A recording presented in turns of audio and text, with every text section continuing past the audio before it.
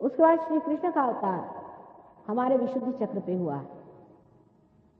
ये विशुद्धि चक्र एक बड़ी महान चीज है।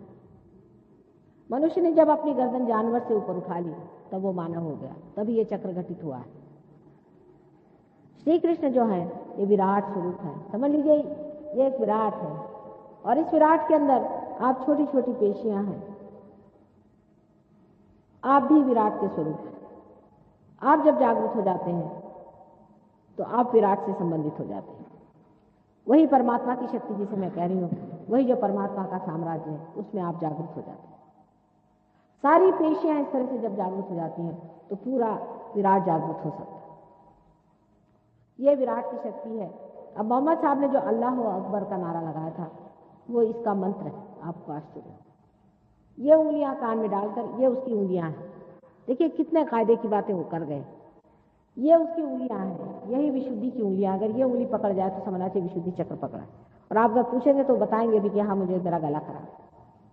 इस उंगली को कान में डाल करके जब आप सर ऊपर करते हैं और अल्लाह अकबर कहते हैं, अकबर का मतलब विराट से होता है, तो एकदम विशुद्धि चक्र खुल जाता है।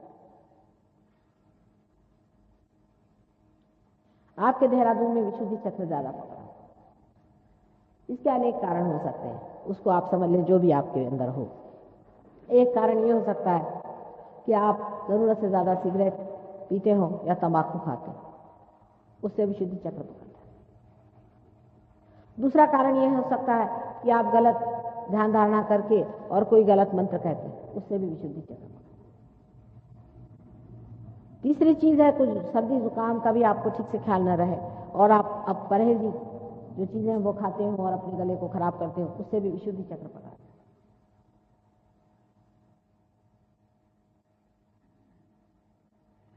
विशुद्धि चक्र इससे भी पकड़ा जाता है जब आदमी अपने को बहुत छोटा समझता है, जब वो ये सोचता है कि वो विराट का कोई हिस्सा नहीं है, जब वो ये नहीं समझ पाता कि अगर वो बूंद भी है तो वो सागर हो सकता है, तब भी विशुद्धि चक्र पकड़ता है, जिसको कहते हैं न्यूनगंड, इंफीरियरिटी कॉम्प्लेक्स। पांचवी चीज है जब उसको माँ बहन का ख्याल नहीं रहता, तब उसकी लेफ्ट विशुद्धि पकड़ जाती है। या जो आदमी बहुत क्रोध से बातें करता है और दुष्टता से व्यवहार करता है, उसका भी विशुद्धि पकड़ जाता है। ऐसे अनेक कारण हैं, उसमें से जो भी कारण हो उससे हमें मतलब नहीं। गले में ऐसी कंठ मालाएं पहन ले। कल एक साहब आए हुए थे, पता नहीं आज आए हैं कि नहीं, जिन्होंने कोई माला पहनी, आप ही।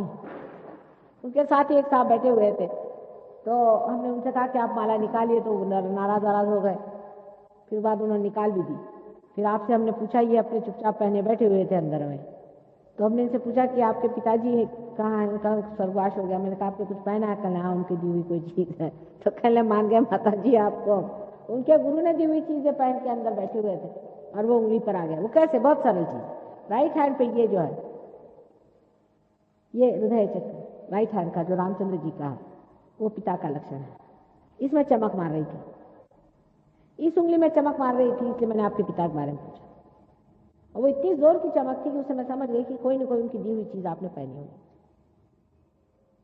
या आप भी समझ लेंगे, वो तो उन लड़कियों ने से ही बता दिया था, मैंने तो बताया नहीं, पहले लड़कियों ने आपसे बता दिया।